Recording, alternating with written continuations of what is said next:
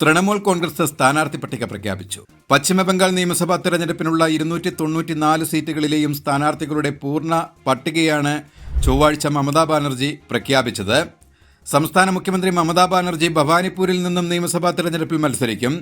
പശ്ചിമബംഗാൾ നിയമസഭാ തെരഞ്ഞെടുപ്പ് പോരാട്ടത്തിലേക്ക് കടക്കുമ്പോൾ 15 വർഷത്തെ ഭരണത്തിനും ഭരണവിരുദ്ധ വികാരത്തിനും ശേഷം പാർട്ടിയുടെ ആധിപത്യം നിലനിർത്താൻ കഴിയുന്ന ഒരു സ്ഥാനാർത്ഥി പട്ടികയാണ് ഇപ്പോൾ പുറത്തുവിട്ടിരിക്കുന്നത്. സമീപ വർഷങ്ങളിലെ ഏറ്റവും നിർണായകമായ സംഘടനാ വ്യായാമങ്ങളിൽ ഒന്നായി ഇത് കാണുന്നു.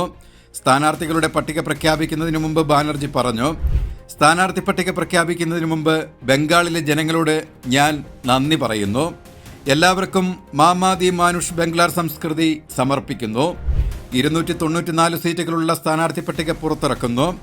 291 സ്ഥാനാർത്ഥികളിൽ 52 പേർ സ്ത്രീകളും 105 പേർ SC/ST വിഭാഗക്കാരും 47 പേർ ന്യൂനപക്ഷ വിഭാഗത്തിൽപ്പെട്ടവരുമാണെന്ന് അഭിഷേക് ബാനർജിയും പറഞ്ഞു.